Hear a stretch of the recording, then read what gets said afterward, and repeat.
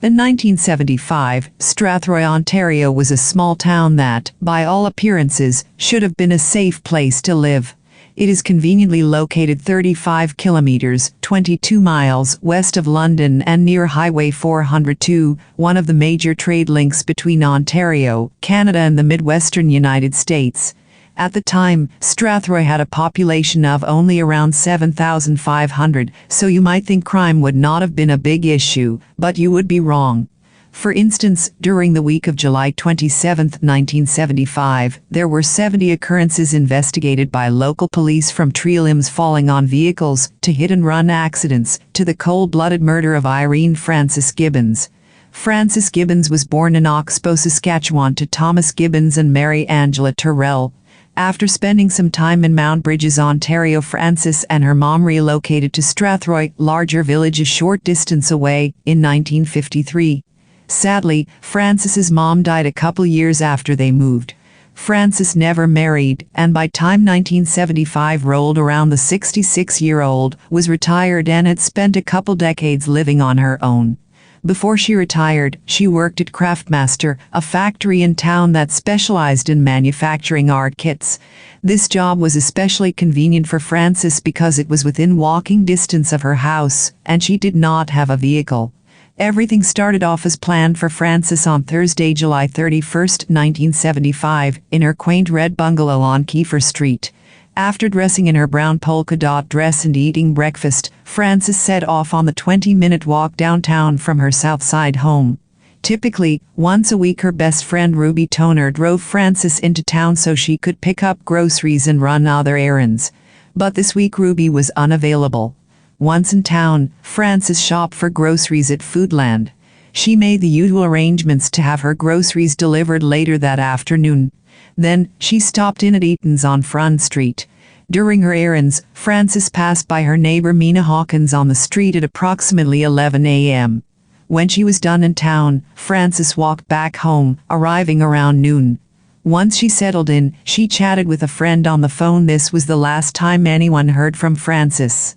Her groceries were delivered on schedule at around 4 p.m., but no one answered the grocery delivery boy's knocks on the front door.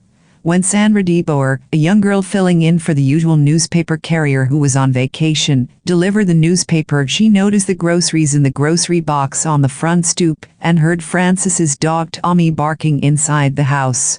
She later said Tommy was a skittery, nervous little thing, but he was barking more than usual on that Thursday, compared to the other days of the week she had been by the house. The next day, Sandra stopped by to deliver the newspaper and to collect payment for the week. She noticed Tommy was barking even more, and the groceries were untouched. On Saturday morning, when Sandra arrived to drop off the newspaper, she became very concerned. Tommy was still barking furiously, the newspapers from Thursday and Friday had not been brought inside, and the groceries were still on the stoop. Margarine from inside one of the grocery bags had even melted all over the concrete by the door. Something was clearly wrong. Sandra went home and told her mother about what she had seen, and her mother quickly called the authorities. Police forced open Frances's front door at 9:35 a.m. on Saturday, August 2nd. Once inside, they found Frances strangled to death and posed on her back on her bedroom floor. Authorities called the manager at Foodland and asked him to come to the house and identify Frances. Afterwards, the manager said, "Christ, all the years she lived here. I didn't even know where she lived until I had to identify her body." Once authorities determined her schedule, they estimated Frances was killed sometime after she talked to her friend on the phone, but before the groceries were delivered at 4 p.m. It was unlikely she would have left the groceries out on her front step in the summer heat if she was able to answer the door. An autopsy was performed on Frances at London St. Joseph's Hospital by Dr. Eleanor Davies. She confirmed Frances had been strangled to death with nylon stockings. She had been restrained with nylons, and a wad of rags, stockings, and other fabric was jammed into her mouth and down her throat. The nylons used to tie her up matched the ones found in her mouth. Frances's cause of death was officially listed as asphyxia resulting from blockage of the air passage and strangulation. There was no visible sign of sexual assault. But Dr. Davies reported foul play was definitely involved. DNA testing was not an option back in 1975. Frances's entire house was dusted for fingerprints, but nothing useful was found. Her murder remains unsolved. Was Frances murdered by someone from her inner circle? Maybe. Some of the evidence suggests Frances was killed by someone she knew. For one thing, Frances was a careful, perhaps even a scared, person who always kept her doors locked. It is unlikely she would have willingly let a stranger into her home, but there was no sign of forced entry. This seems to suggest she opened her door to someone she knew. Also, the killer either had good luck, or they were aware of Frances's schedule. Was it someone who knew her friend Ruby would not be joining her that day on their customary weekly shopping trip? How many people in town could have known that information? Not many. Frances kept to herself, and did not have a large inner circle. It was reported at the time, those who knew her best didn't know her well, and those who didn't know her well hardly knew her at all. People in town referred to Frances as that quiet lady, and as a bit of a recluse. If someone from her small inner circle did kill her, given the limited number of potential suspects, you would think her murder may have been solved. Frances only had one living relative, a brother named Thomas Gibbons, who lived in Hamilton, Ontario. At the time of his sister's murder, Thomas was 62 years old. There was some surprise in the community when he went through with his wedding only a week after the tragic loss of his sister. But what motive could Thomas have had to murder his sister? Since Thomas was Frances's only living relative, I wonder if he inherited her estate. Nothing was reported about this, but if he did, then I suppose it is possible this was his motive. I wish we knew if the authorities looked into his whereabouts the afternoon Frances was killed and ruled him out. It is important to note police never publicly suggested Thomas was suspect. If it was not someone from Frances's small inner circle who killed her, then who did? Was Frances murdered by a stranger? This is also a possibility. There was no sign of a struggle, and none of Frances's nearby neighbors reported hearing any commotion or screams. But police believe she may have been compliant if a stranger somehow managed to talk his way into the house and said he was only there to rob her.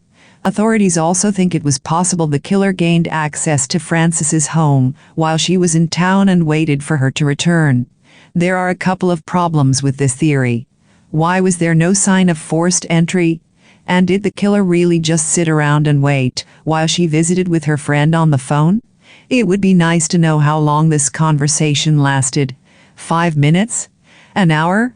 How much patience did the killer need to have for this scenario to be possible? If it was a stranger killing, the motive likely was not robbery. A little money seemed to be missing from Frances's wallet, but other valuables were left in the home. Why did her murderer leave them behind? Police even checked her bank records to see if she had made any withdrawals and brought a large amount of money home for some reason. Perhaps her killer was after that. But nothing raised any red flags.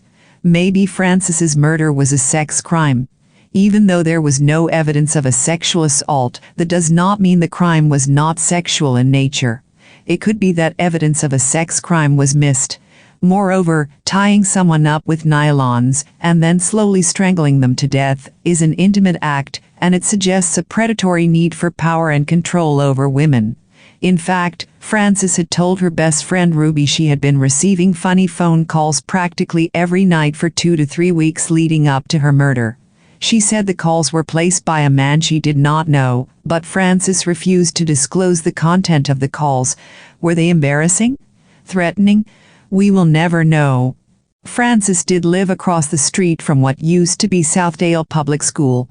She was killed in August, which means school was not in session at the time. This means her killer would have had ample opportunity to stalk Frances from the empty school grounds.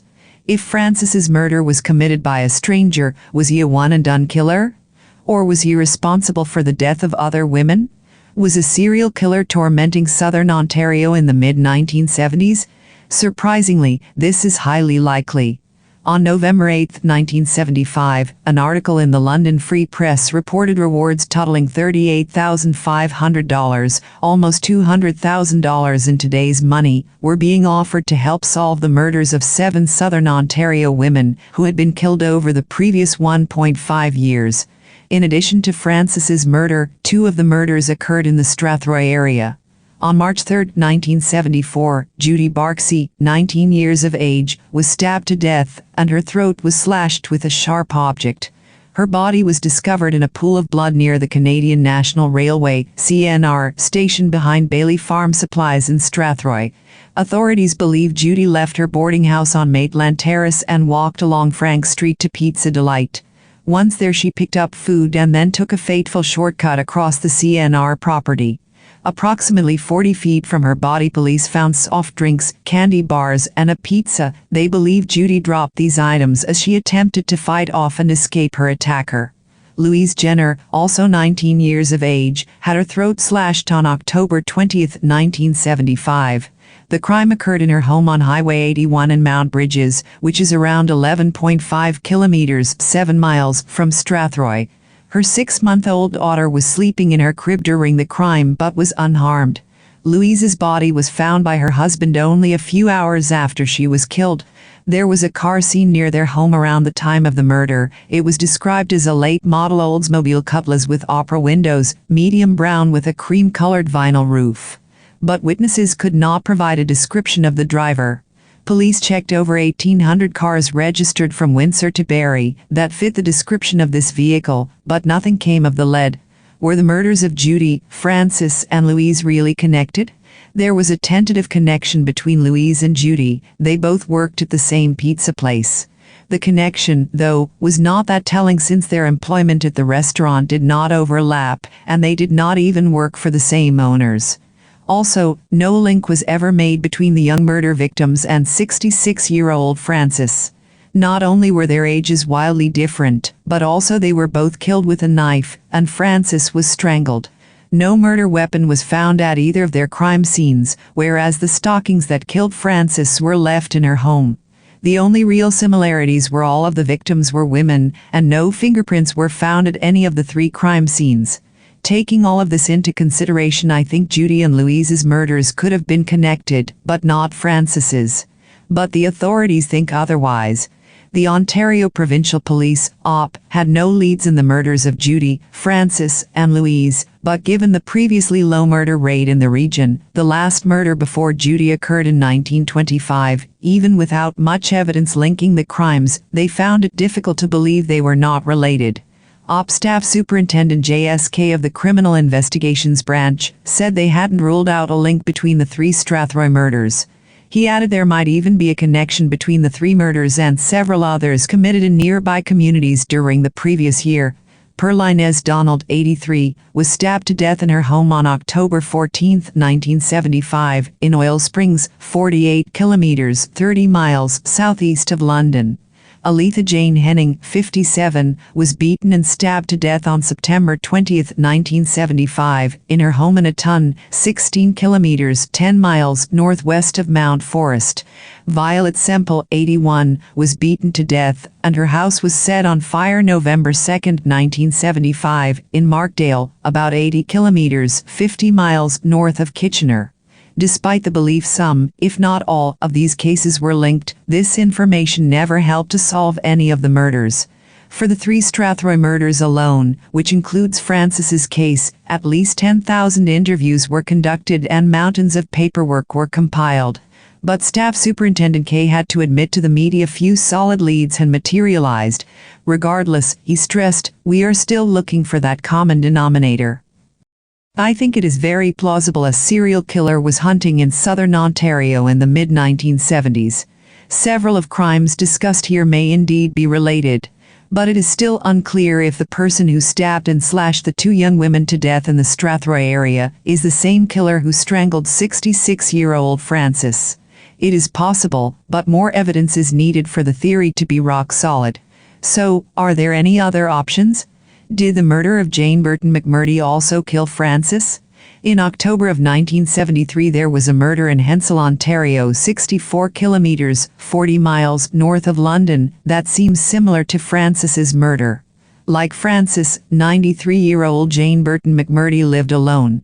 She resided in a large frame house on the main street in Hensel with her 2 beloved cats for 11 years after her husband passed away. She was last seen by neighbors on Thursday, October 4, 1973, raking leaves out on her front lawn. The next day, when Mrs. Fred Vivian arrived, Jane's friend who delivered meals and helped with housework, she became suspicious when there was no answer after she knocked on the door. And she found the back door unlocked, which was unusual.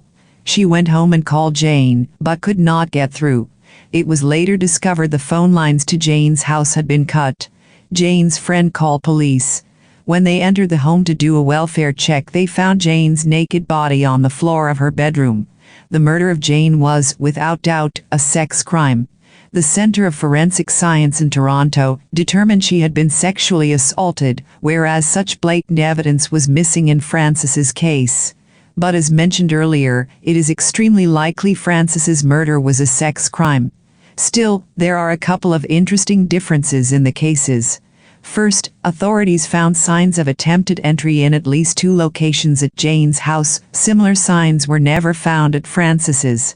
Second, Jane's phone lines had been cut. This did not occur at Frances's house. However, it was later reported repairmen had been working on Jane's phone line earlier in the week, leaving it quite possible whatever was wrong with her phone lines was somehow related to this work and not at all connected to her murder. An autopsy on Jane was done at Stratford General Hospital.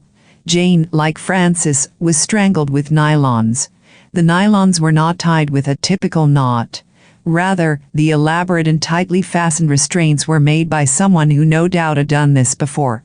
It appeared as though the perpetrator had tied Jane up with one pair of nylons, then grabbed another pair and tightened it slowly around her throat while they assaulted her.